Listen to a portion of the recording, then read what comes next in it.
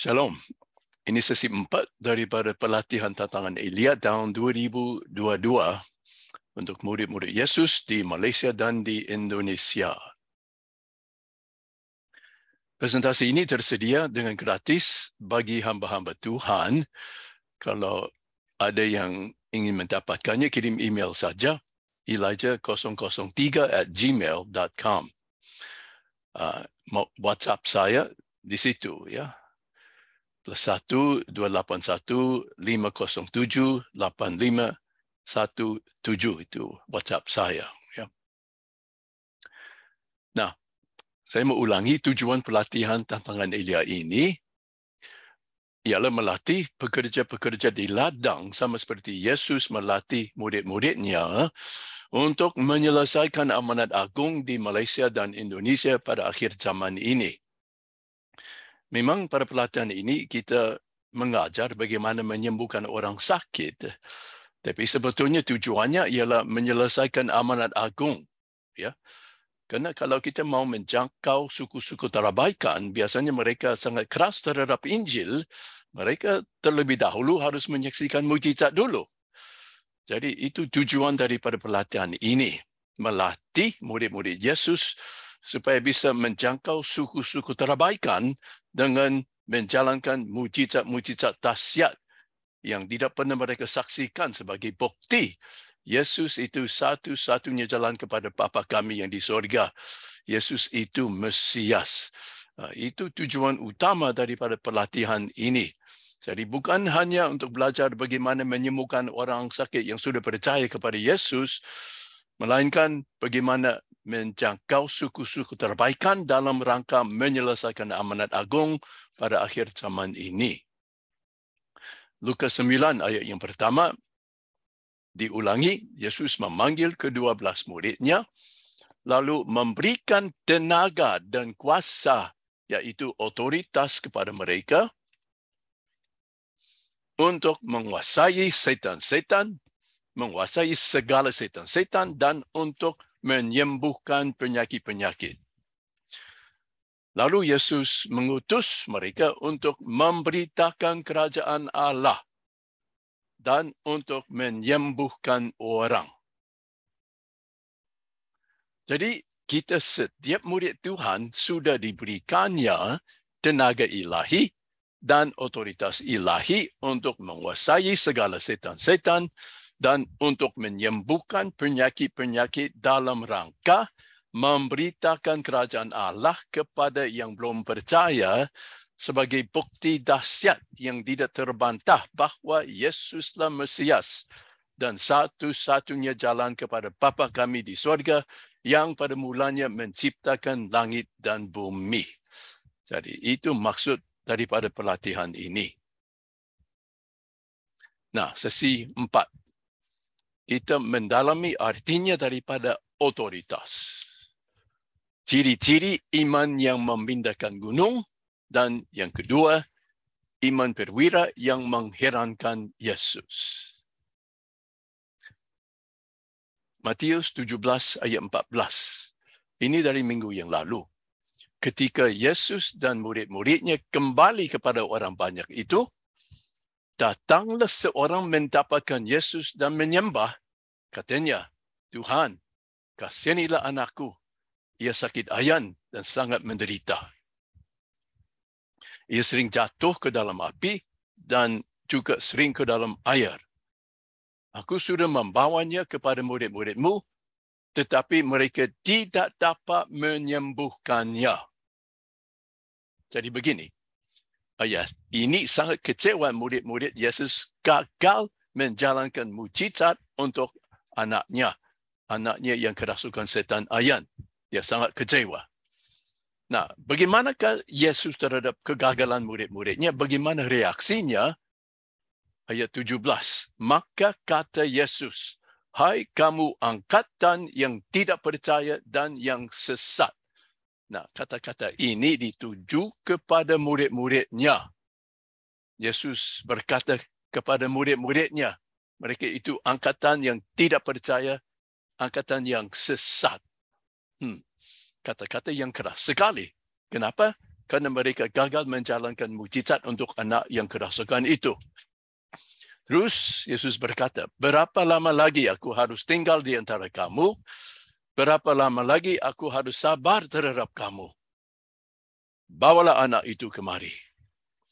Jadi Yesus juga sangat kecewa mendengar laporan ini bahawa murid-muridnya gagal menjalankan mukjizat. Terus ayat 18, dengan keras Yesus menegur dia, iaitu menegur setan itu, lalu keluarlah setan itu daripadanya dan anak itu pun sembuh seketika itu juga. Kemudian murid-murid Yesus datang dan ketika mereka sendirian dengan dia, bertanyalah mereka, mengapa kami tidak dapat mengusir setan itu?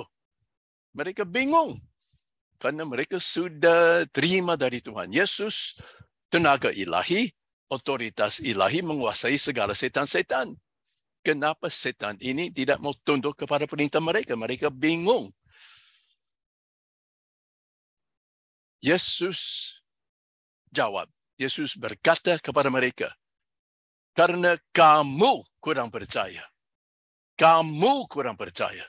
Sebab aku berkata kepadamu, sesungguhnya sekiranya kamu mempunyai iman seperti biji sesawi saja, bukan iman sebesar biji sesawi saja. Terjemahan itu salah. Terjemahan yang sebenarnya ialah iman seperti biji sesawi saja. Sesungguhnya, sekiranya kamu mempunyai iman seperti biji sesawi saja, kamu dapat berkata kepada gunung ini, kamu dapat berkata kepada setan ini, kepada penyakit ini, pindah dari tempat ini ke sana. Maka gunung ini akan pindah. Setan itu akan keluar. Penyakit itu akan pergi. Jadi begini, kenapa mereka gagal? Karena murid-muridnya kurang iman yang memindahkan gunung. Mereka gagal usir setan itu karena mereka kurang iman yang memindahkan gunung. Jadi kita harus mendalami artinya daripada iman yang memindahkan gunung. Mereka sudah punya tenaga kesembuhan. Sudah punya otoritas menguasai setan-setan dan sakit penyakit. Tapi yang mereka kurang adalah iman yang memindahkan gunung. Seringkali kenapa kita gagal menyembuhkan orang sakit? Kerana kita kurang iman yang memindahkan gunung. Mari. Artinya sekarang kita mendalami iman yang memindahkan gunung.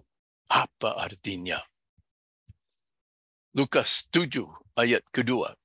Di situ ada seorang perwira yang mempunyai seorang hamba yang sangat dihargainya.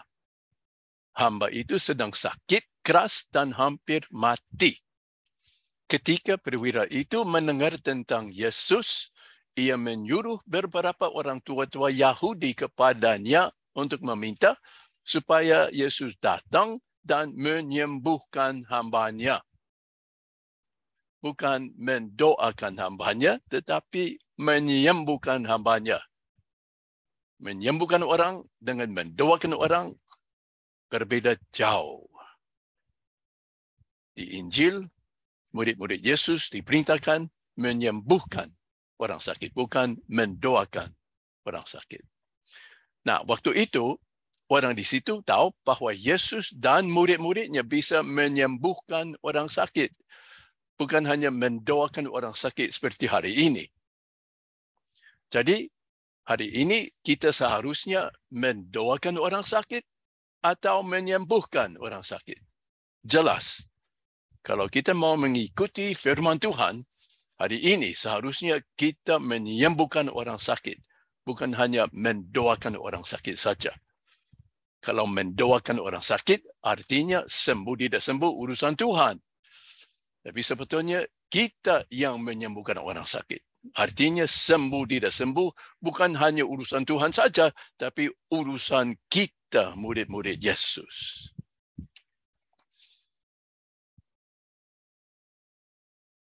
Lalu Yesus pergi bersama-sama dengan mereka. Ketika ia tidak jauh lagi dari rumah perwira itu, Perwira itu menyuruh sahabat-sahabatnya untuk mengatakan kepada Yesus, Tuan, janganlah bersusah-susah, sebab aku tidak layak menerima Tuan di dalam rumahku. Perwira ini tahu bahawa Yesus itu orang Yahudi dan dia sendiri orang kafir. Dan orang Yahudi biasanya tidak naik ke rumah orang kafir.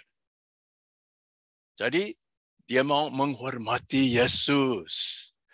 Jadi, bagaimana perwira ini mau Yesus menyembuhkan hambanya kalau Tuhan tidak naik ke rumahnya? Bagaimana? Nah, begini. Perwira ini berkata kepada Yesus, tetapi katakan saja sepatah kata, maka hambaku itu akan sembuh. Jadi, perwira ini minta Yesus menyembuhkan hambanya dengan katakan sepatah kata.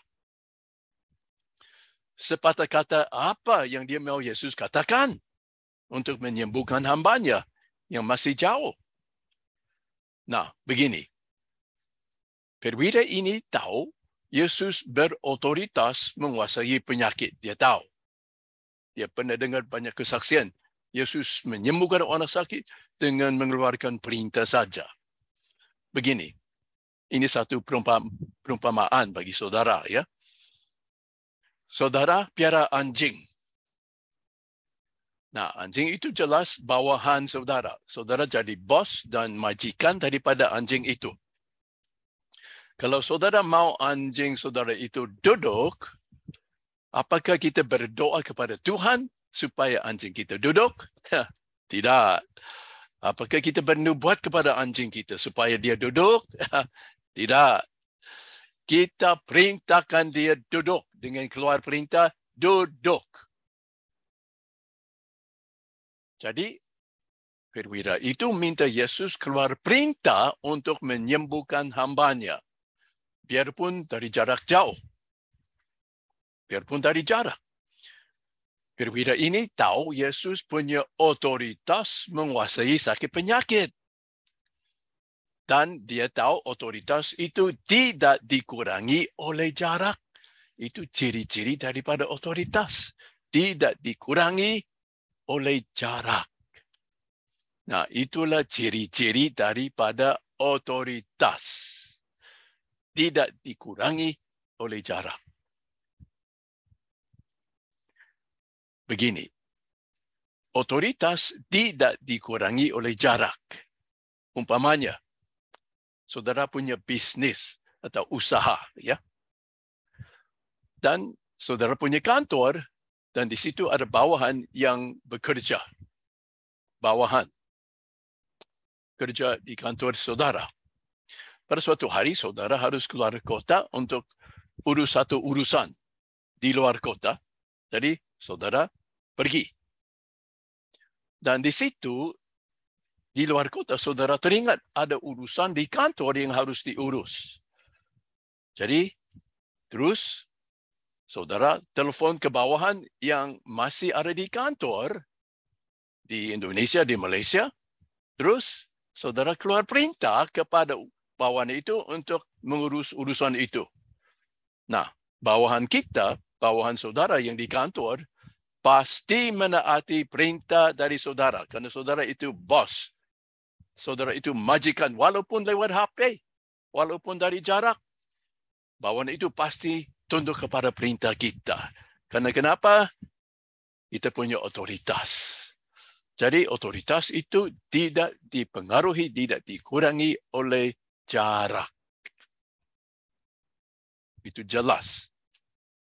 Nah, kita tahu Yesus sudah memberikan kepada kita murid-muridnya otoritas menyembuhkan orang sakit. Jadi kita jangan hanya mendoakan orang sakit saja. Kita akan menyembuhkan orang sakit dengan menjalankan otoritas ilahi dengan mengeluarkan perintah dalam nama Yesus dan sakit penyakit dan setan-setan. Seperti anjing kita harus dan akan tunduk biarpun dari jarak jauh. Jadi kita mengerti. Perwira itu dia mau Yesus katakan sepatah kata saja dari jarak jauh. iaitu keluar perintah dari jarak. Dia mengerti ciri-ciri daripada otoritas. Nah, mari kita selidiki apa yang sangat difahami oleh perwira ini menurut Lukas 7 ini, yang jarang difahami oleh gereja pada masa kini. Ini penting, ya. Perhatikanlah ini. Lukas 7 ayat 8. Ini kata-kata daripada perwira itu, sebab aku sendiri seorang bawahan, dan di bawahku ada pula prajurit. Perwira ini berotoritas atas bawahannya. Kita tahu bahawa tentara berjalan dengan menjalankan otoritas, yaitu dengan keluar perintah kepada bawahan. Bawahan itu pasti tunduk kepada perintah yang dikeluarkan oleh atasannya. Itu namanya tentara. Begini, ya. Ini perwira. Ada atasannya. Bagaimana perwira terhadap atasannya? Dia tunduk kepada perintah yang dikeluarkan oleh atasannya. Di bawah perwira itu ada bawahannya. Bagaimana bawahan terhadap perwira itu? Harus tunduk. Ya, ini namanya tentara. Bawahan harus tunduk kepada atasan. Terus perwira itu berkata, jika aku berkata kepada salah seorang prajurit itu, yaitu bawahanku, pergi, maka ia pergi. Dan kepada seorang lagi, datang, maka ia datang. Ataupun kepada hambaku, kerjakanlah ini, maka ia mengerjakannya.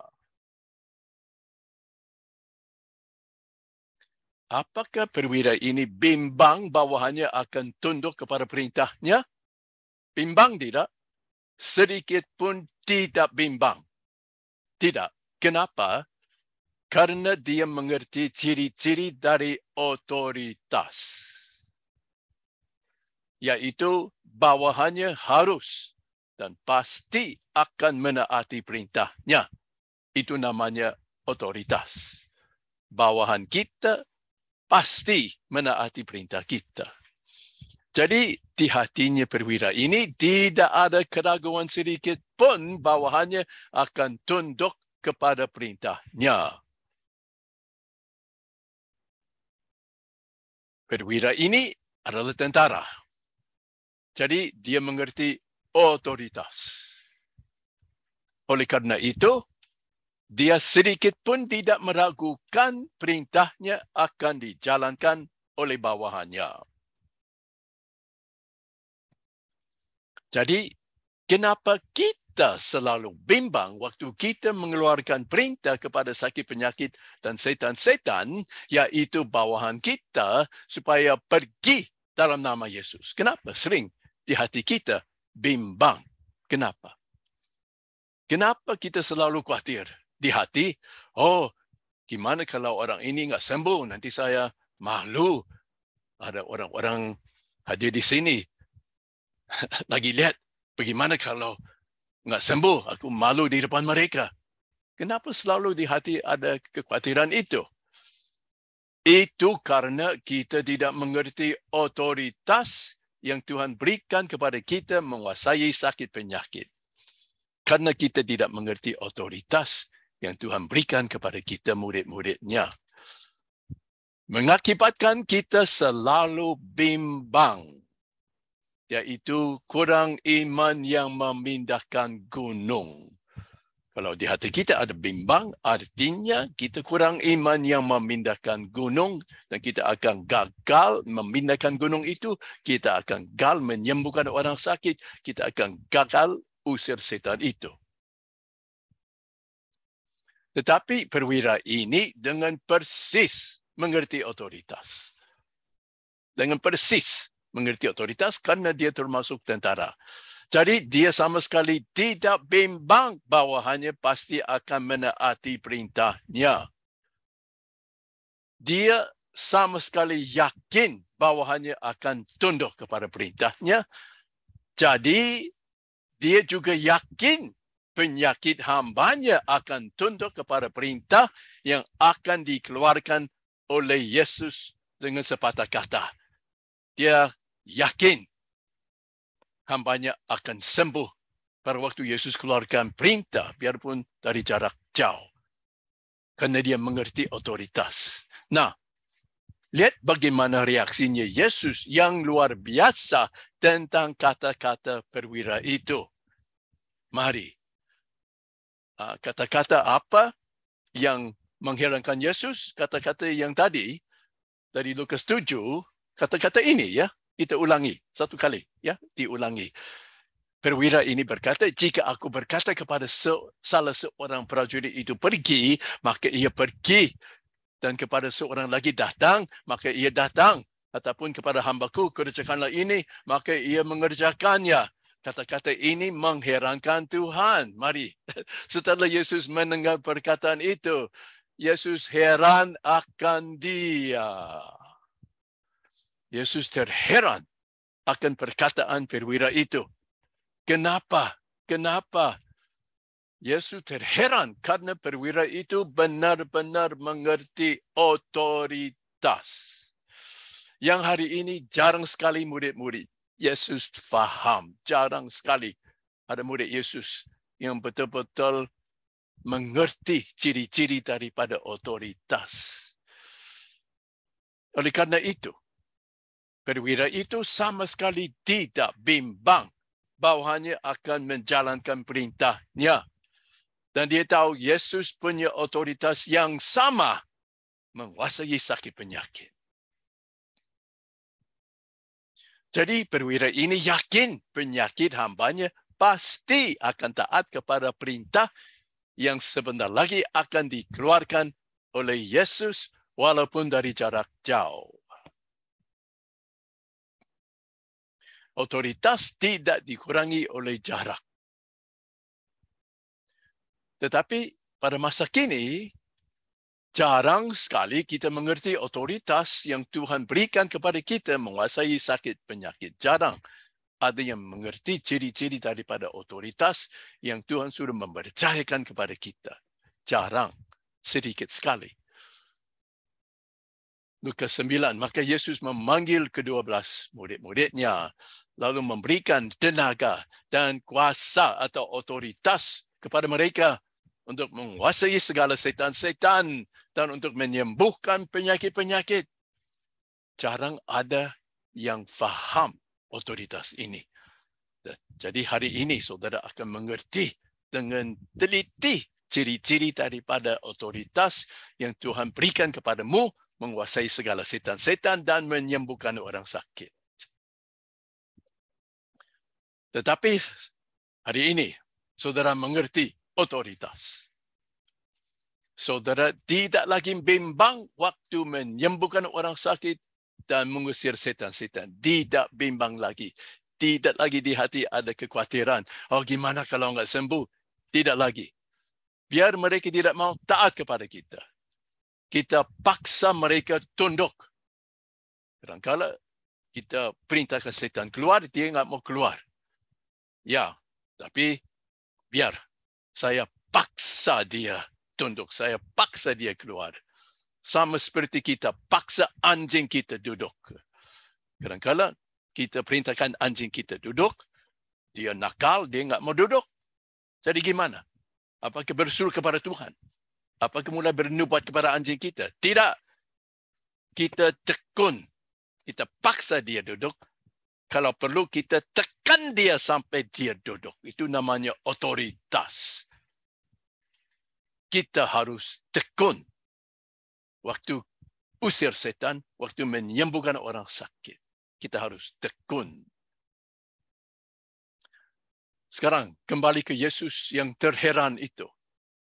Dan sambil berpaling kepada orang banyak yang mengikuti dia, Yesus berkata, aku berkata kepadamu, iman sebesar ini tidak pernah aku jumpai sekalipun di antara orang Israel. Wah, Yesus terheran akan iman si perwira ini. Kenapa ya? Kenapa? Perwira ini punya iman sebesar ini yang Yesus tidak pernah jumpai di antara orang Israel. Kenapa? Itu karena dia mengerti persis ciri-ciri otoritas. Maka itu, dia punya iman sebesar ini karena dia mengerti ciri-ciri otoritas. Jadi, saudara-saudari harus mengerti persis ciri-ciri otoritas. Kenapa? Supaya bisa punya iman yang memindahkan gunung. Itulah iman yang memindahkan gunung. Atau iman seperti biji sesawi. Kalau saudara mengerti ciri-ciri daripada otoritas, saudara akan punya iman yang memindahkan gunung. Saudara tidak gagal lagi. Saudara akan memindahkan gunung. Usir setan, menyembuhkan orang sakit dengan efektif membawa jiwa-jiwa datang percaya kepada Yesus. Iman yang memindahkan gunung itu sama dengan iman seperti biji sesawi. Bukan iman sebesar, tapi iman seperti biji sesawi.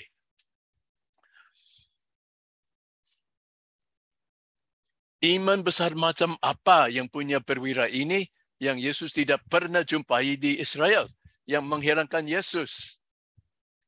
Nah, tentu saja perwira ini punya iman kepada Tuhan. Tentu saja, yaitu dia yakin, dia percaya Yesus bisa menyembuhkan hambanya. Itu namanya iman kepada Tuhan. Jelas sekali dia punya iman kepada Tuhan. Tapi orang lain yang datang kepada Yesus, seperti perempuan yang sakit pendarahan selama 12 tahun di Markus 5 itu, juga punya iman Yesus dapat menyembuhkannya. Jadi, perempuan yang sakit pendarahan itu juga punya iman kepada Yesus seperti perwira ini. Mari kita ulangi Markus 5 itu tentang perempuan yang sakit pendarahan. Dia sudah mendengar berita-berita tentang Yesus, maka di tengah-tengah orang banyak, perempuan itu mendekati Yesus dari belakang dan menjamah jubahnya. Sebab katanya, asal ku jamah saja jubahnya, aku akan sembuh. Jadi perempuan ini mengerti tenaga kesembuhan yang mengalir lewat jamahan. Dia mengerti itu. Dia punya iman, dia bisa disembuhkan dengan menjamah jubahnya Tuhan Yesus saja. Jadi yang dia mengerti adalah tenaga kesembuhan yang mengalir lewat jamahan. Itu jelas. Jadi bagaimanakah iman perwira itu berbeda sampai mengherankan Tuhan Yesus? Bagaimanakah? Ada dimensi yang baru pada imannya perwira itu. Ada dimensi yang baru. Begini, karena dia mengerti otoritas. Dia tahu bahawa Yesus dapat menyembuhkan hambanya dari jarak jauh dengan keluarkan perintah saja. Tanpa mengalirkan tenaga kesembuhan dengan meletakkan tangan atas hamba yang sakit itu. Otoritas itu tidak dikurangi oleh jarak. Sedikit pun tidak dikurangi oleh jarak. Itulah dimensi yang baru yang punya perwira ini. Dia mengerti otoritas yang tidak dikurangi oleh jarak. Jadi dia tahu Yesus bisa menyembuhkan hambanya dari jarak. Jadi Yesus nggak usah naik ke rumahnya. Dari mana saja dia berada, tinggal Yesus keluarkan sepatah kata saja. Keluarkan perintah saja. Hambanya pasti sembuh. Perempuan yang sakit pendarahan di Markus 5 itu hanya mengerti tenaga kesembuhan yang mengalir dengan menjamah jubah Tuhan Yesus. Jelas, dia mengerti tenaga kesembuhan. Tetapi karena perwira itu mengerti otoritas. Ia tahu bahawa Yesus dapat keluarkan perintah dari jarak jauh. Misalnya, pergi. Dan penyakit yang masih jauh itu harus tunduk. Dan hambanya pasti sembuh. Itulah dimensi yang baru pada imannya perwira ini. Jadi otoritas itu lebih bermanfaat dan lebih tinggi daripada tenaga kesembuhan. Kalau saudara mengerti otoritas, saudara bisa punya iman yang mengherankan Tuhan Yesus. Jadi kita semua harus mengerti otoritas. Seperti iman kita mengherankan Tuhan. Perwira itu tidak bimbang, bawahannya pasti akan menjalankan perintahnya biar dari jarak jauh. Dan dia tahu Yesus punya otoritas yang sama menguasai sakit penyakit dan setan-setan. Jadi dia tidak bimbang pada waktu Yesus mengeluarkan perintah dari jarak jauh dengan otoritas. Dia tidak bimbang. Penyakit itu pasti akan tunduk dan hambanya pasti sembuh. Oleh karena perwira itu dengan persis mengerti otoritas yang diberikan kepadanya menguasai bawahannya, dan ia tahu bahwa Yesus punya otoritas yang sama menguasai sakit penyakit, Yesus berkata dia punya iman sebesar ini, yaitu iman tanpa bimbang, yaitu iman yang memindahkan gunung. Dan itu oleh karena dia mengerti otoritas.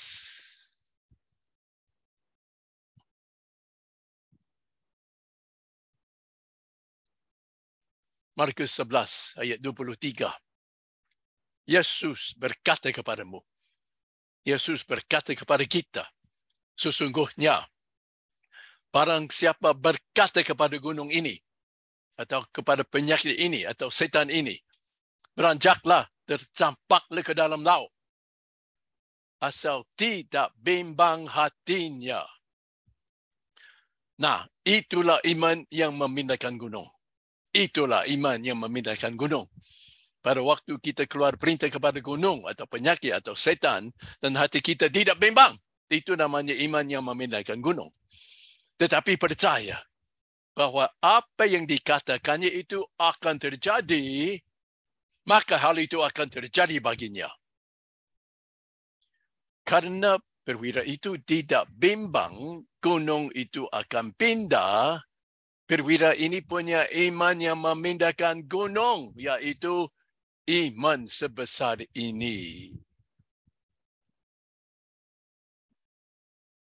Kalau saudara mengerti ciri-ciri otoritas yang Tuhan berikan kepada kita menguasai setan dan sakit penyakit, saudara akan punya iman yang memindahkan gunung untuk menyembuhkan orang sakit dan mengusir setan dengan efektif, yaitu dengan iman tanpa bimbang. Kalau saudara punya iman yang memindahkan gunung di hati saudara, tidak ada bimbang. Sakit itu akan disembuhkan, setan itu akan tunduk kepada perintah kita dan pergi.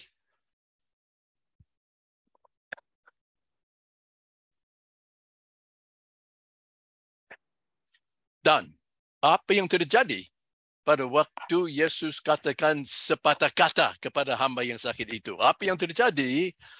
Yaitu waktu Yesus keluarkan perintah dari jarak jauh dengan otoritas, apa yang terjadi? Hamba itu sembuh. Dan setelah orang-orang yang disuruh itu kembali ke rumah, ditapatinya lah hamba itu telah sehat kembali.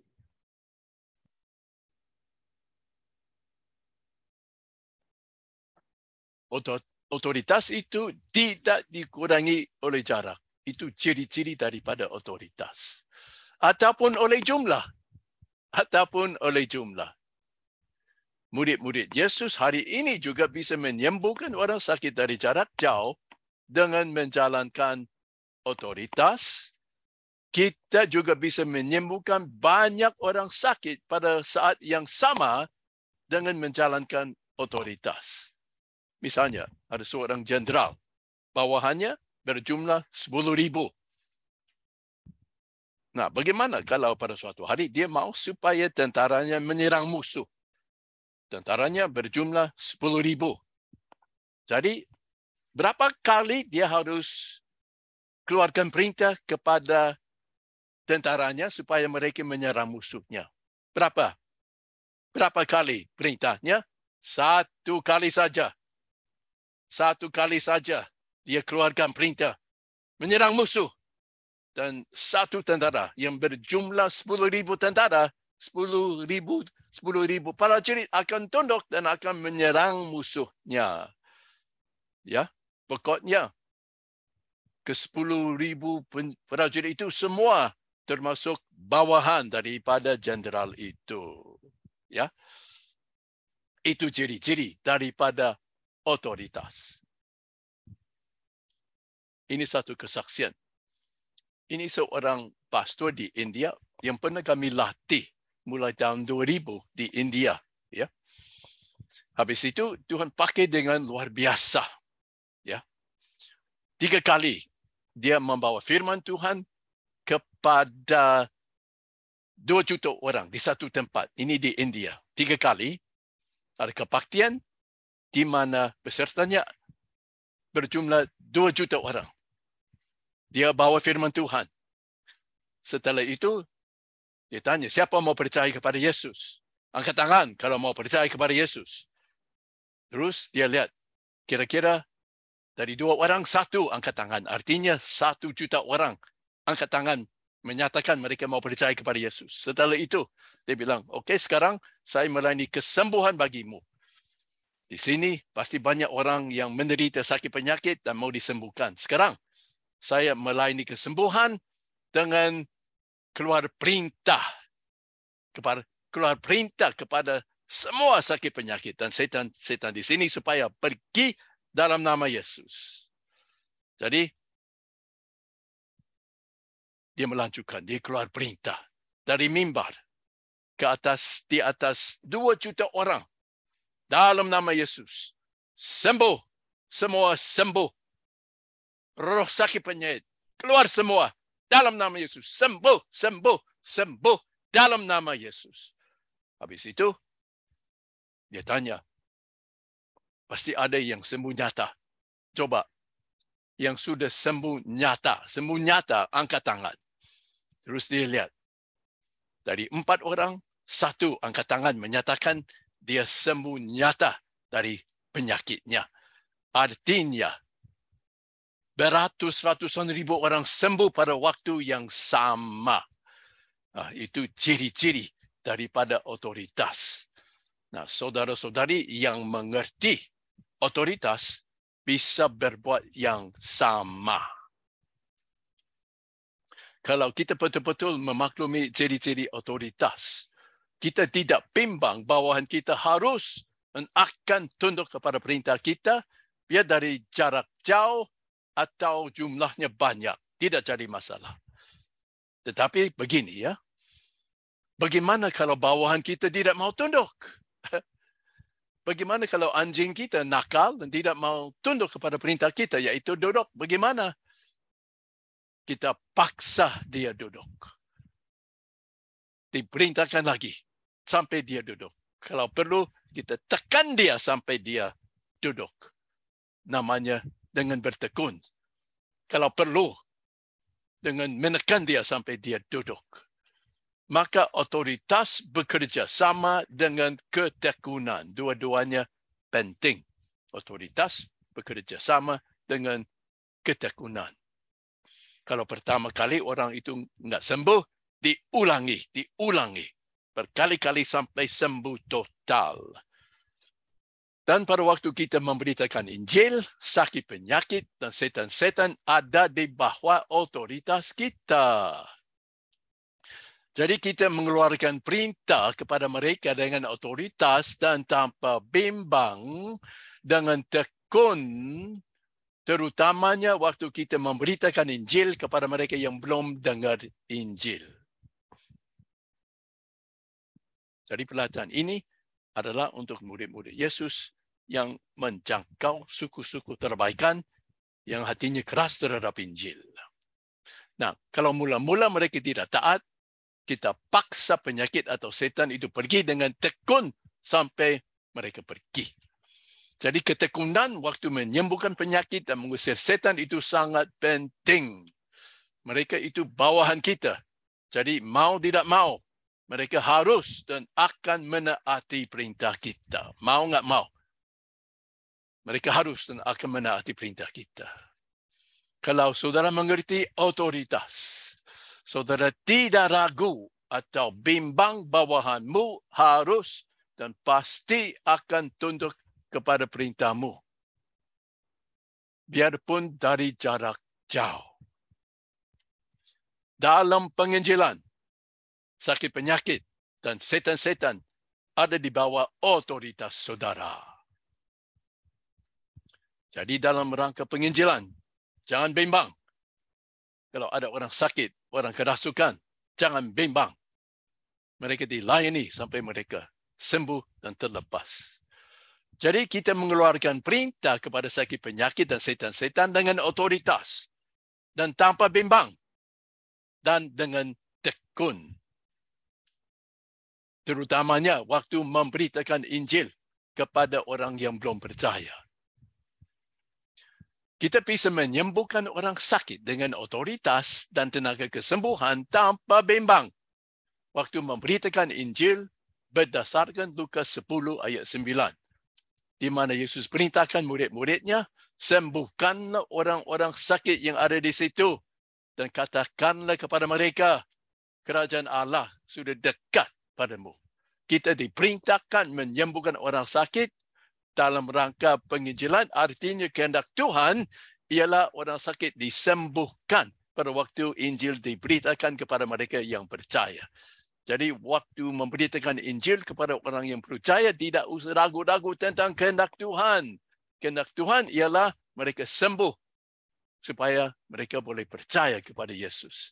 Jadi kehendak Tuhan pada waktu Injil dikabarkan ialah orang sakit disembuhkan. Itulah kehendak Tuhan. Jadi dalam rangka penginjilan, jangan bimbang, jangan ragu-ragu tentang kehendak Tuhan menyembuhkan orang sakit. Jadi waktu saya memberitakan Injil, saya tahu begini. Saya diberi kuasa dan tenaga ilahi. Sudah. Saya sedang menginjili orang yang belum percaya. Tuhan perintahkan saya menyembuhkan orang sakit di sini. Tuhan mau orang yang belum percaya disembuhkan supaya seluruh keluarganya percaya kepada Yesus. Penyakit ini adalah bawahanku seperti anjingku. Jadi tidak ada masalah. Orang sakit ini akan saya sembuhkan dalam nama Yesus. Dan setelah itu saya beritakan Injil supaya mereka percaya kepada Yesus dan terima hidup yang kekal. Biar bidang kegiatan kita apa saja. Kalau kita mengerti otoritas, kita bisa punya iman yang memindahkan gunung. Sebagai majikan atau bos yang pegang otoritas dan kuasa, saya tidak bimbang bawahanku akan tunduk kepada perintahku. Dalam penginjilan, sakit penyakit dan setan-setan adalah bawahanku dan pasti akan menaati perintahku. Sebagai yang berwenang, kita percaya bahawa apa yang kita katakan harus dan akan terjadi. Sebagai yang punya otoritas, kita akan mewujudkan apa yang kita katakan dengan menjalankan otoritas kita, yaitu dengan mengeluarkan perintah tanpa bimbang, dengan iman yang memindahkan gunung, dan dengan tekun. Itulah caranya kita mewujudkan apa yang kita katakan. Itulah caranya. Misalnya, saya mau anjing saya yang nakal duduk. Bagaimana? Saya keluarkan perintah. Duduk, duduk, duduk. Sampai dia duduk. Kalau perlu, anjing saya ditekan sampai dia duduk. Itulah iman yang memindahkan gunung.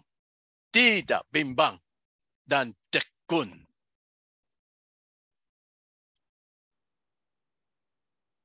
Iman yang memindahkan gunung. Aku berkata kepadamu, Yesus berkata, sesungguhnya barang siapa berkata kepada gunung ini, atau kepada setan ini, atau kepada penyakit ini, beranjaklah, tercampaklah ke dalam laut. Asal tidak bimbang hatinya. tetapi percaya bahawa apa yang dikatakannya itu akan terjadi, maka hal itu akan terjadi baginya. Kalau kita mau supaya gunung itu dipindahkan, bagaimana? Kita keluar perintah kepada gunung itu. Di hati kita tidak bimbang, punya iman yang memindahkan gunung. Di hati kita, saya percaya apa yang saya katakan kepada gunung itu, apa yang saya perintahkan kepada gunung itu akan terjadi. Itu bagian saya. Terus, hal itu akan terjadi bagimu. Iman yang memindahkan gunung. Jadi, kenapa murid-murid gagal menyembuhkan anak yang sakit ayam di Matius 17 itu? Kenapa? Itu karena hati mereka bimbang. Mereka bisa mengusir setan itu. Waktu mereka keluar perintah kepada setan itu, pergi, keluar di hatinya, ada bimbang. Tidak yakin. Mereka bimbang dan tidak percaya bahawa apa yang mereka katakan kepada setan itu akan terjadi. Tidak percaya bahawa perintah yang kami arahkan kepada setan itu akan dijalankan. Bimbang, tidak percaya. Mereka tidak punya iman yang memindahkan gunung. Tidak percaya bahawa apa yang mereka katakan itu akan terjadi. Artinya, tidak punya iman yang memindahkan gunung waktu menjalankan otoritas. Mereka meragukan otoritas yang Tuhan sudah berikan kepada mereka di Lukas 9 ayat 1. Maka Yesus memanggil ke-12 muridnya, lalu memberikan tenaga dan kuasa atau otoritas kepada mereka untuk menguasai setan-setan dan untuk menyembuhkan penyakit-penyakit. Akibat dari keraguan tentang otoritas yang Tuhan sudah berikan kepada mereka, setan ayam itu tidak tunduk kepada perintah mereka. Kenapa? Di hati mereka ada bimbang, ada keraguan. Waktu mereka coba usir setan itu. Jadi, waktu kita kabarkan Injil, kita tidak bimbang sakit penyakit dan setan-setan akan tunduk kepada perintah kita. Tidak bimbang. Kita tidak ragu. Apa yang kita katakan kepada mereka akan benar-benar terjadi. Dan apa yang kita katakan, kita keluarkan perintah dalam nama Yesus. Dan di hati kita, kita tidak ragu perintah yang kita keluarkan akan benar-benar terjadi. Karena kita mengerti otoritas, kita menguasai mereka. Yang kita katakan akan kita wujudkan dengan menjalankan otoritas kita tanpa bimbang. Itulah iman yang memindahkan gunung. Nah, setelah itu, hal itu akan terjadi bagimu. Setelah itu, hal itu akan terjadi bagimu.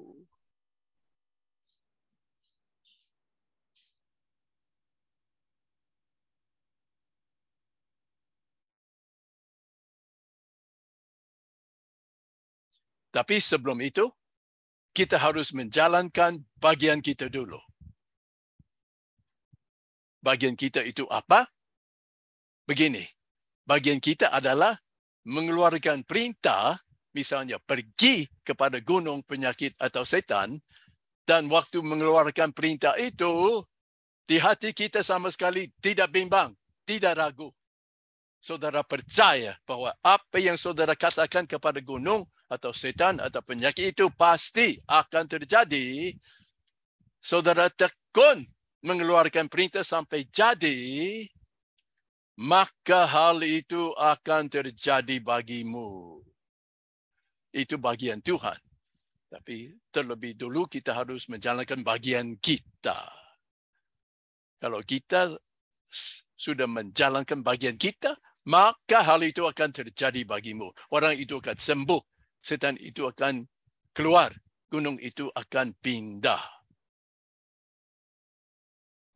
Sekali lagi, Yesus berkata, sesungguhnya barang siapa berkata kepada gunung ini, atau setan, atau penyakit ini, beranjaklah, tercampaklah ke dalam laut, asal tidak bimbang hatinya, tetapi percaya bahawa apa yang dikatakannya itu akan terjadi, maka hal itu akan terjadi baginya.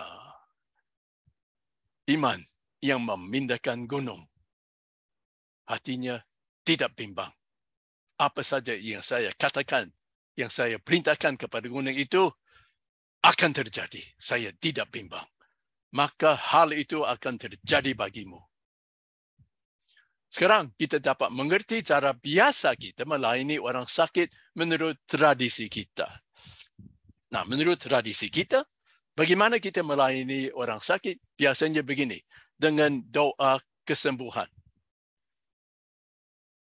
Kita berdoa kepada Tuhan, minta Tuhan menyembuhkan orang sakit. Habis itu, sembuh tidak sembuh, urusan Tuhan. Ya. Nah, kenapa kita berdoa kepada Tuhan, minta Tuhan menyembuhkan orang sakit? Habis itu, sembuh nggak sembuh urusan Tuhan. Kenapa? Karena di hati kita bimbang. Kita bimbang kita bisa menyembuhkan orang sakit itu. Jadi, kita minta Tuhan menyembuhkan orang sakit itu. Jadi begini, doa kesembuhan itu ya hasil daripada kita tidak punya iman yang memindahkan gunung. Kita bimbang. Kita bimbang, kita bisa menyembuhkan orang sakit. Jadi kita minta Tuhan menyembuhkan orang sakit. Ya. Yang kedua, haleluya, terima kasih Tuhan Yesus. Seringkali pada waktu kita menyembuhkan orang sakit, melayani orang sakit, kita suka bilang haleluya, terima kasih Tuhan Yesus. Kenapa? Ya. Di Injil, waktu Yesus menyembuhkan orang sakit, tidak pernah dia bilang haleluya, terima kasih Bapa. Tidak pernah. Tidak pernah ada tindakan imamat diarahkan kepada Bapa. Tidak ada puji-pujian, ucapan terima kasih. Tidak ada. Hanya perintah saja. 100% perintah saja. Kenapa? Kita suka berkata, haleluya, terima kasih Tuhan Yesus. Itu karena di hati kita bimbang. Saya bimbang orang ini akan sembuh. Saya perlu Yesus menolong saya. Bagaimana sampai Yesus akan menolong saya? Saya kasih dia sogok. Sebelumnya saya bilang terima kasih, saya memuji dia. Sebetulnya saudara itu sogok. Harapan kita, Tuhan menolong kita menyembuhkan orang sakit itu. Artinya kita bimbang. Kalau kita bimbang, akibatnya gagal menyembuhkan orang sakit itu. Jadi saudara, jangan lagi waktu menyembuhkan orang sakit, kita bilang haleluya, terima kasih Tuhan Yesus lagi. Itu ketahuan kita kurang iman. Baru kita berkata haleluya, terima kasih Tuhan Yesus. Lebih baik setelah mujizat terjadi, baru kita memuji Tuhan. Amin. Itu masuk di akal. Nomor 3. Seringkali orang karismatik, waktu melayani orang sakit atau usir setan, mereka suka berbahasa lidah. Nah, dasarnya Yudas ayat 1, pasal 1 ayat 20. Akan tetapi kamu, saudara-saudaraku yang kekasih, bangunlah dirimu sendiri di atas dasar imanmu yang paling suci dan berdoalah dalam Roh Kudus. Ya. Nah, penafsiran biasa, berdoa dalam bahasa roh, ya artinya berdoa dalam bahasa roh. Ya. Jadi kenapa pada waktu kita menghadapi orang sakit atau menghadapi orang kerasukan setan, kenapa kita suka berbahasa lidah dulu? Begini. Itu karena di hati kita bimbang. Kita belum siap. Belum siap memindahkan gunung. Itu belum siap mengusir setan. Itu belum siap menyembuhkan orang sakit. Itu iman yang memindahkan gunung kita belum siap. Belum kuat, jadi kita berbahasa roh dulu, harapannya membangunkan iman kita, yaitu iman yang memindahkan gunung itu dibangunkan dengan berbahasa roh. Tapi begini, kalau sudah menghadapi setan-setan atau sakit penyakit, dan kita mulai berbahasa roh, ketahuan kita belum siap. Ketahuan oleh setan atau penyakit itu, kita belum siap, kita kurang iman yang memindahkan gunung, makanya kita mulai berbahasa roh dengan harapan membangunkan iman kita, iman yang memindahkan gunung itu. Jadi kalau mulai berbahasa roh, waktu sedang mengusir setan, menyembuhkan orang sakit, ketahuan kita di hati kita bimbang, kurang iman. Kurang iman yang memindahkan gunung, baru kita berbahasa roh. Jadi, waktu sudah menghadapi musuh, waktu lagi menyembuhkan orang sakit, jangan berbahasa roh. Itu bukan waktunya.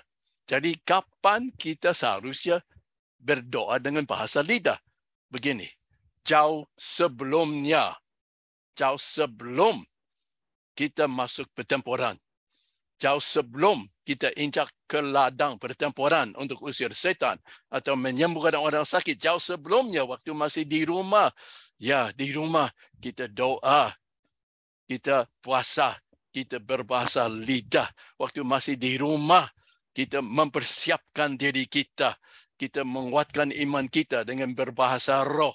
Ya, itu cocok. Waktu kita masih di rumah, belum turun ke lapangan. Belum turun ke lapangan, kita sudah menyiapkan diri, menyiapkan iman kita dengan doa puasa, dengan berbahasa lidah.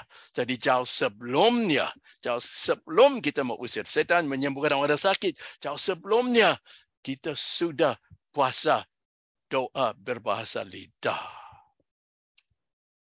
Nomor 4, seringkali ada yang begini, Bapa, dalam nama Yesus, kami tangking sakit ini dan perintahkan kamu sembuh. Seringkali begitu. Kenapa? Waktu Yesus menyembuhkan orang sakit, tidak pernah Bapa dalam nama Yesus, bangunlah, jadilah engkau sembuh. Tidak pernah sebut nama Bapanya. Kenapa kita suka sebut nama Bapanya? Karena hati kita bimbang. Kita belum yakin kita bisa menyembuhkan orang sakit ini. Kita mau Bapa menolong kita. Jadi sebut nama Bapa dulu. Ya, dengan harapan ya mungkin orang ini sembuh kalau saya sebut nama Bapa dulu. Jadi namanya bimbang. Bimbang di hati. Baru kita menyebut nama Bapa. Ya. Nomor 5. Kami memproklamirkan kesembuhan bagimu. Artinya kita mengadakan tindakan profetik waktu mau melayani orang sakit. Nah, di Injil, Yesus tidak pernah memproklamirkan sesuatu atau mendeklarasikan sesuatu waktu menyembuhkan orang sakit. Tidak pernah ada tindakan profetik waktu dia menyembuhkan orang sakit. Tidak pernah. Hanya tindakan raja saja. Dia keluar perintah. Tapi kenapa masa kini ada orang yang waktu melayani orang sakit pakai proklamasi atau deklarasi? Kenapa? Karena mereka belum dilatih. Mereka bimbang. Jadi semua mau dicoba. Ya, nanti ada penjelasan lebih lanjut nanti sebentar ya. Nomor 6. Jadilah engkau sembuh. Amin. Apakah saudara perintahkan anjing kita duduk? Kita bilang duduk. Amin. Apakah kita sebut kata amin setelah keluarkan perintah kepada anjing kita supaya duduk? Tidak ada. Jadi jangan amin lagi setelah keluarkan perintah. Amin itu untuk menyelesaikan doa. Bukan perintah, tapi doa kepada Bapa kami yang di surga. Iaitu tindakan imamat. Jadi, kita melayani orang sakit dengan cara yang tidak alkitabiah, yang seperti di atas. Kenapa? Karena kita ragu kita dapat menyembuhkan orang itu sebagaimana Yesus perintahkan kita. Karena bimbang hati, ragu di hati. Baru kita pakai ke-6 cara yang di atas itu, yang tidak mengikuti Alkitab. Ini akibat dari kita tidak mengerti otoritas. Jadi, bimbang. Kalau bimbang, nanti kita pakai cara yang tidak Alkitabiah, yang seperti ke-6 yang di atas. Nah, mengenai keluarkan proklamasi, deklarasi waktu mau melayani orang sakit. Begini, kita berpikir, lebih nyaman kita memproklamirkan saja. Lebih nyaman. Kalau keluar perintah, bagaimana kalau tidak sembuh? Aduh, jangan. Jadi lebih baik kita mendeklarasikan saja dan berdoa minta Tuhan menyembuhkan dia saja. Setelah itu, sembuh tidak sembuh urusan Tuhan. Ya. Artinya, tidak punya iman yang memindahkan gunung. Belum dilatih. Belum mengerti otoritas. Kalau belum mengerti otoritas, Jadi kita pakai nubuatan saja.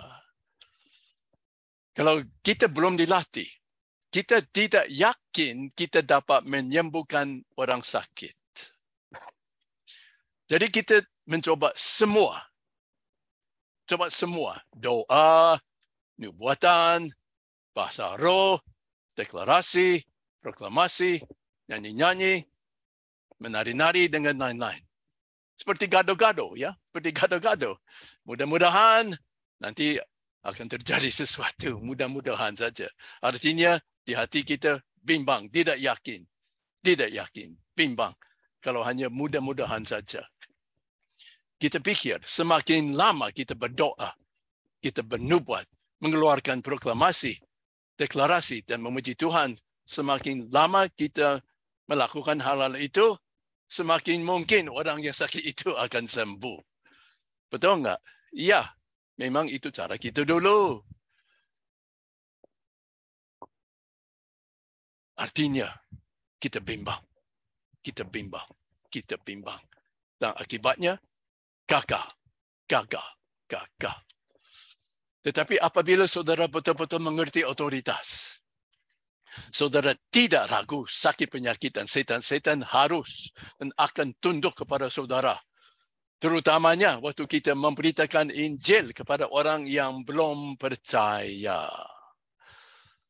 Nah, semua hal ini jelas sekali. Ya.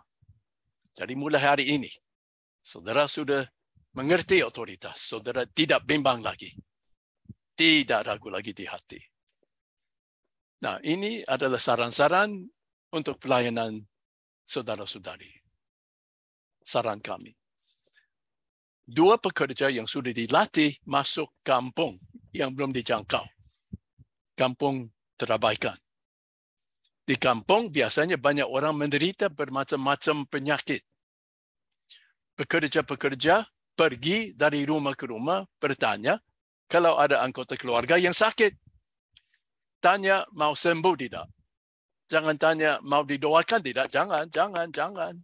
Karena kalau sebut kata doa itu namanya agama. Yang kita kabarkan bukan agama, tapi kebenaran. Jadi tanya aja, mau sembuh tidak? Di desa biasanya ada banyak sekali rumah tangga di mana ada sakit, ada yang sakit atau yang ditindas setan. Di situ sembuhkanlah yang sakit. Dan lepaskanlah yang kerasukan setan dalam nama Yesus dengan menjalankan otoritas dan tenaga kesembuhan. Sesudah terjadi mujizat, beritakanlah Isa kepada keluarga tersebut. Dengan saudara sepupu kita, ya jangan sebut agama Kristen atau pindah agama masuk agama Kristen. Agama Kristen tidak bisa menyelamatkan kita. Hanya Yesus atau Isa yang dapat menyelamatkan kita. Bilang saja, Isa adalah Mesias dan akan mengampuni dosamu dan bawamu ke surga. Setelah terjadi mujizat, lebih baik mudah kabarkan Injil. Jelas. Dan orang yang baru percaya bisa menjadi saluran untuk bawa orang lain kepada Tuhan. Pada waktu orang kampung dengar kesaksian dari orang yang baru disembuhkan, hati mereka terbuka menerima Isa. Nah, jangan sebut kata anak Allah kepada saudara sepupu kita dulu. Mereka belum mengerti. Nanti lama-lama setelah belajar Alkitab, mereka mengerti apa artinya anak Allah. Tapi mula-mula jangan sebut kata anak Allah. Mereka bingung, mereka tidak mengerti. Di mana seisi rumah tangga sudah percaya karena menyaksikan mujizat yang dahsyat, kadang-kala keluarga itu akan berminat mengarahkan gereja rumah atau persekutuan rumah dimulai di rumah mereka. Kenapa? Karena mereka takut penyakit atau setan itu berbalik kembali. Carilah orang baru yang penuh semangat untuk Tuhan, dia bisa bantu memimpin gereja rumah yang baru itu. Kadang-kala pada waktu keluar untuk penginjilan, boleh ajak orang yang baru sembuh untuk bersaksi. Nah, ini salah satu kesaksian. Bulan Agustus yang lalu, kami ada di Lombok. Kami mengadakan pelatihan tantangan Elia. Ada tim dari Malaysia yang mengikuti kami. Ya, inilah satu kesaksian dari Lombok. Ya, orang yang menjalankan mujizat ini, mereka termasuk tim kami dan juga termasuk murid-murid kami di Bali dan di Lombok. Nah, selama 2 tahun, ada seorang ibu, badannya sakit sini sana dan kurang bisa berjalan. Ya. Dan terus, selama 11 tahun, anaknya Herlina tertindas luar biasa selama 11 tahun. Nah, inilah kesaksian mereka. Ya. Nah, tunggu ya. Nah, itulah ibunya, ya. Ibunya badannya sakit sini sana dan kurang bisa berjalan selama 2 tahun. Terus mereka mampir ke rumah, mereka melayani dia dengan otoritas dan tenaga kesembuhan dan dia sembuh. Sakitnya hilang, dia bisa berjalan dengan normal. Jadi habis itu dia terima Yesus sebagai Tuhan dan Juru Selamat. Dia orang Muslim dulu. Dan dia dibaptis Roh Kudus, dia dipenuhi Roh Kudus. Nah, ternyata di lapangannya, di luar ada satu patung, satu berhala Hindu. Jadi mereka bilang, ibu, patung itu harus dihancurkan. Tidak boleh. Jadi ibu, dia ambil palu, dia keluar, dan dia mulai pukul patung ini untuk menghancurkannya. Ya, mari.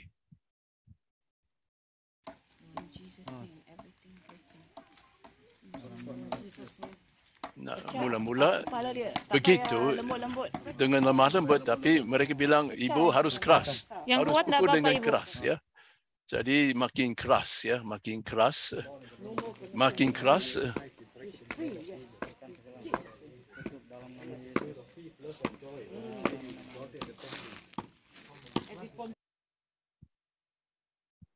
Akhirnya hampir musnah, hampir habis patung ini, patung Hindu ini, ya.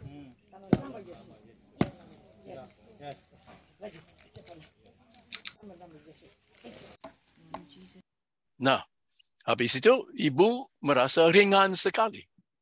Patungnya sudah dihancurkan, roh setan diusir, jadi ibu merasa ringan sekali. Terus anaknya Herlina dilayani. Nah, keadaan Herlina itu sangat menyedihkan. Selama 11 tahun dia begini. Baring di lantai saja, nggak mau bangun. Jarang bicara, nggak bisa kerja. Cuma baring di lantai saja selama 11 tahun. Tertindas oleh setan, oleh masalah mental, dan lain sebagainya. Tertindas sekali selama 11 tahun. Kalau ibunya harus keluar kerja, Herlina diikat di rumah supaya jangan dia lari. Tapi biasanya baring di lantai saja begini. Jadi mereka mulai melayani dia dalam nama Yesus, ya. Pelepasan, kesembuhan, juga meletakkan tangan atas dia juga. Roh jahat, roh nenek moyang yang mengikat saya oleh dalam nama Tuhan Yesus kami putuskan roh jahat itu. Roh jahat itu tidak akan berkuasa. Jadi dia mulai berubah. Akhirnya dia bangun. Ya. Memang jarang sekali dia bangun. Dia nggak mau keluar. Dia senang di dalam. Dia senang kegelapan. This is Arlina getting down from the car. She was Jadi there's demonic possession in there, but now she's dibawa ke tempat pelatihan kami untuk pelayanan lebih lanjut. From the house, she always want to be in there. Biasanya di rumah saja, tapi sekarang dia rela dibawa keluar rumah, naik mobil ke tempat pelatihan kami untuk pelatihan lebih lanjut. Ya. Yeah. Kasihan sekali. Umurnya hampir 30 tahun. Selama 11 tahun tertindas dengan luar biasa. Ya. Jadi di dalam tempat ini diteruskan pelayanannya. Made things that I've done and said and made in the past. And some idols. Jadi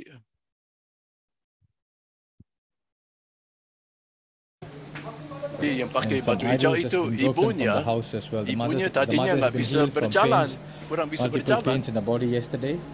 Badannya And she sakit sini sana, received sekarang Christ, udah sembuh, udah and terima mom has Yesus. been healed. The mom couldn't walk for 2 months. Now the mom has Selama been 2 healed. bulan nggak bisa berjalan. And set Sekarang free. She has received ibu itu Jesus. The udah mom sembuh, and she's been filled with the Holy Spirit. udah The mom is dipenuhi Roh in the green. Kudus. Sekarang dia mau anaknya Herlina The mom and the joy has dilepaskan. come in her. She's happy. She believes in Jesus. Ya. Terus hasilnya begini. Haleluya. Herlina bersenyum. Mungkin lama sekali, bertahun-tahun tidak pernah bersenyum. Dan juga dia mengucap terima kasih kepada mereka yang melayani dia. Ini yang terjadi di Lombok bulan Agustus yang lalu.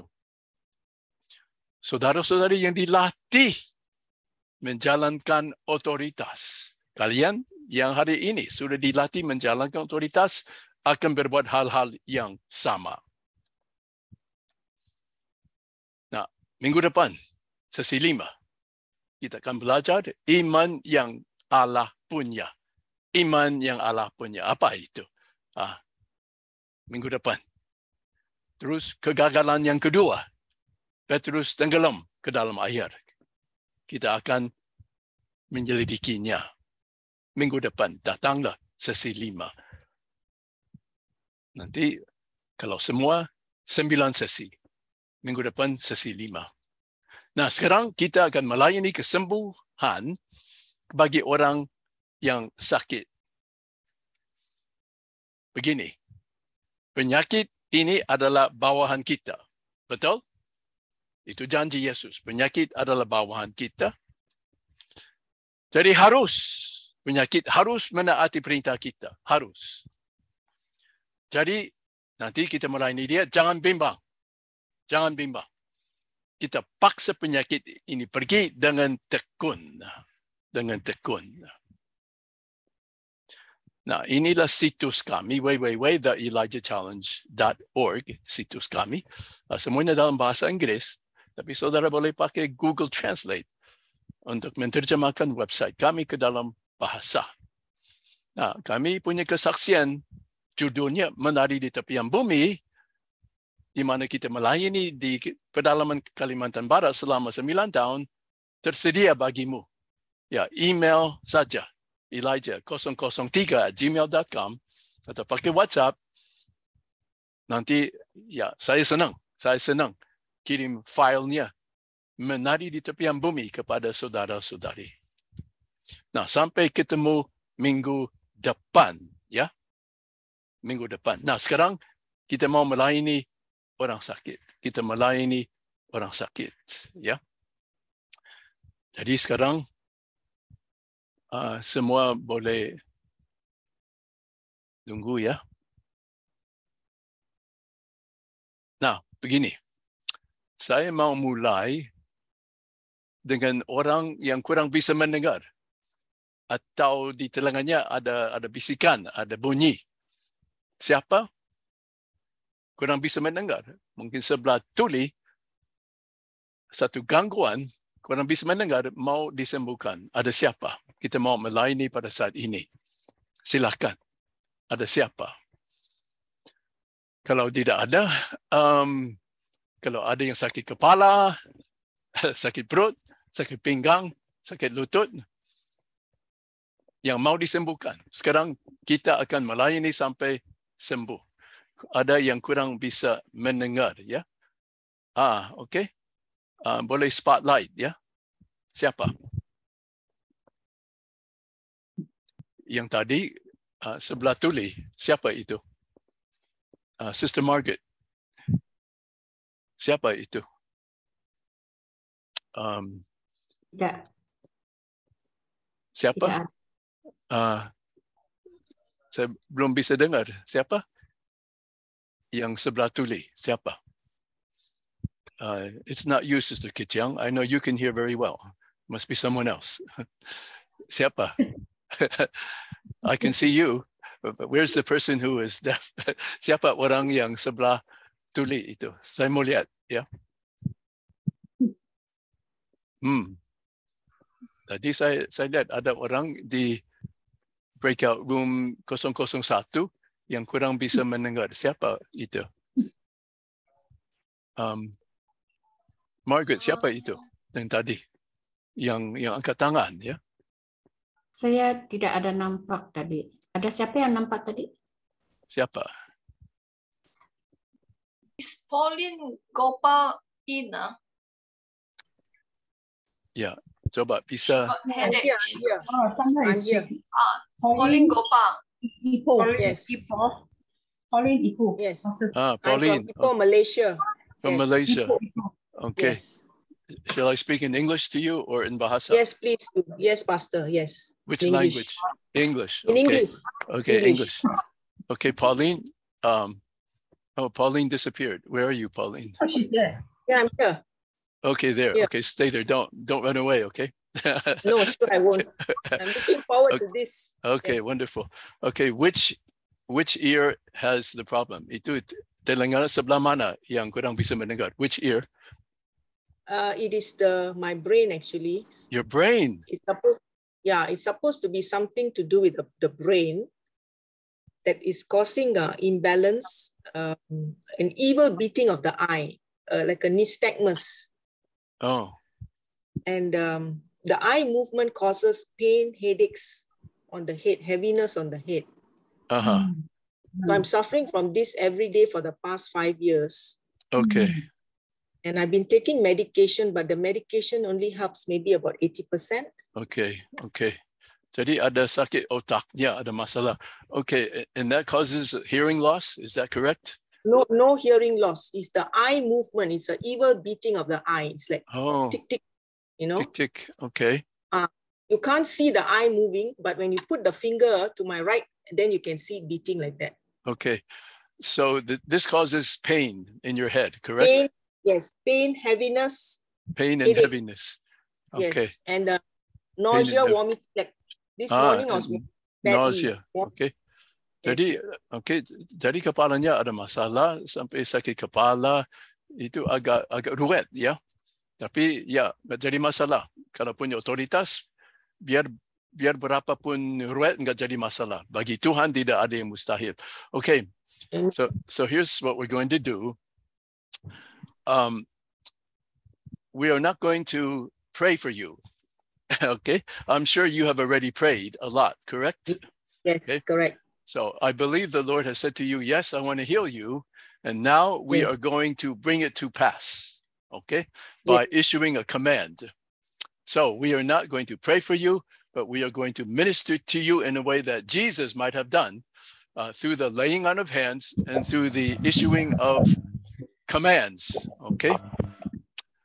I want Pauline to stay spotlighted. How do we keep Pauline? Oh, there we go. Okay. So, Pauline, Yes, typically we would lay hands on the sick, but since you are by yourself, are you by yourself right now? yes, I'm by myself. Okay, Yes, so I want you to lay hands on yourself later on, okay? See, this is the laying on of hands. You are a believer, correct? yes, Okay, since you are a believer, you can lay hands on the sick. And now we are going to issue a command, commanding your brain to be healed in Jesus' name. Okay? And Yes. when we do that, we will have no doubt di hati waktu kita keluar perintah tidak ada bimbang sama sekali. Kenapa? Karena penyakit ini adalah bawahan kita. Dia harus dan akan tunduk kepada perintah kita. Okay? So, when we issue the command, no doubt, this is under our authority. Jadi nanti waktu kita keluarkan perintah di hati kita tidak bimbang. Kenapa? Karena penyakit ini adalah bawahan kita. Seperti anjing kita.